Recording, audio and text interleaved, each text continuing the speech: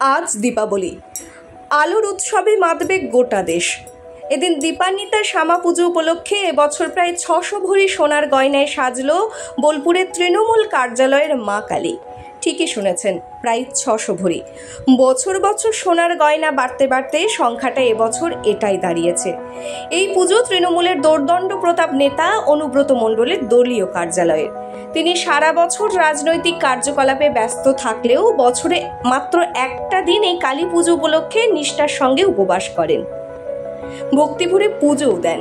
সারা বছর রাজনৈতিক কর্মকাণ্ডে ব্যস্ত থাকলেও এদিন তার মুখে কোনো রাজনৈতিক কথা শুনতে পাওয়া যায় না। আর তার প্রার্থনা চাওয়া, সবাইকে ভালো রেখো মা। কালী পুজো উপলক্ষে রবিবারই সোনার গয়নায় মুড়ে ফেলা হয়েছে মা কালীকে। আর সোমবার সন্ধ্যা থেকে শুরু পুজো। তার আগে মাকে প্রণাম করার পাশাপাশি সাংবাদিকদের সঙ্গে আলাপচারিতায় জানালেন কালী পুজোর বিভিন্ন প্রসঙ্গ।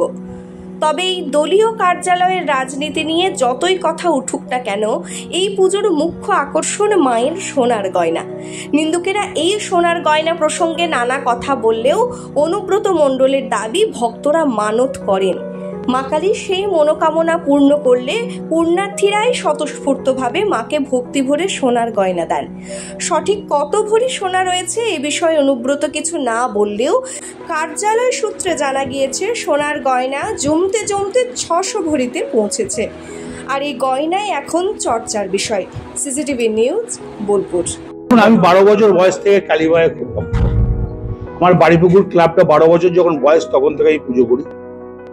বাড়িপুকুরের ক্লাবের ঠাকুরটা আমার 12 বছর বয়স থেকে আনা। আগে করতাম আমার পাড়ার ভেতরে, ওটা আস্তে আস্তে রোডের ধারে এসেছে। তারপরে এই পুজোটা মোটামুটি বয়স হয়ে গেল 46 বছর মতো। এই পুজোটাকে নিচে আসছে, হ্যাঁ, আমাদের পার্টির ছেলেরাই নিয়ে আসে। ওই পুরোনো পার্টি অফিস থেকে ওপরে তোলা, তারপর আস্তে আস্তে আস্তে আস্তে আস্তে আস্তে মন্দির হলো। তবে পুজোর যা মা কালীর যা নিয়ম কারণ, সেই নিয়ম কারণ মেনেই সব প্রসাদ, প্রত্যেক লোকের জন্য মালসাই করে প্রসাদ দেওয়া হয়।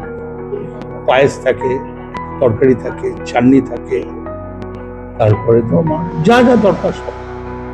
আপনাকে দেখা যায় যে আমি মাকে গহনা পড়াতে বেশি ভালোবাসি।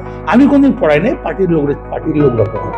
আমি দাঁড়িয়ে থাকি, এবারে যখন মায়ের কাছে দাঁড়ানো, এটা আমার তখনকার থেকে নেশা।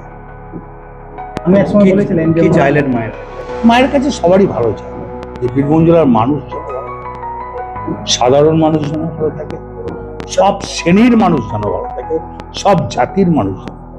কিন্তু আমি তো স্বীকার করছি যে আমি বোলপুরে আমার বাড়ি, আমি নিচু বন্ধরা কোনদিন যাইনি, সত্যিই যাই নাই, মিথ্যা কথা বলে না। নিচু বন্ধরা মা খুব জাগ্রত মা, আমি কোনদিন যেতে পারি নাই বা মা আমাকে টানে নাই। এবারে মা টানলো, আমি গেলাম।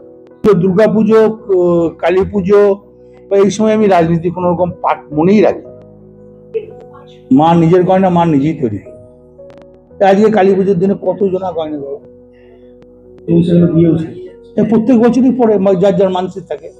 আজকে নাই করে আমি কম করে বলে দিলাম 10 থেকে 12 ভরি গয়না পড়বে, খুব কম করে, যেহেতু সোনার দাম প্রচন্ড। 1,20,000 টাকা ভরি না। ওই আগেও যা ছিল, এখন আরবারে কত পড়েছিল আমার মনে নেই, তার আগে বছর কত পড়েছে সেই হিসেবে ওরা দিতে পারবে। প্রত্যেক বছর পরে ভাই আমি দেখেছি বহু সাধারণ মানুষ সন্ধে লাগবে, কেউ দেখি হাট দেয়, নাক চেপি দেয়, তারপরে যেগুলো টিকলি দেয়, টিকলি গলার চিক দেয়, তারপর তোমার নথ না কি বলে, সোনার নথ দেয়, এসব দেয়, পড়বে অনেক সোনা পড়ে।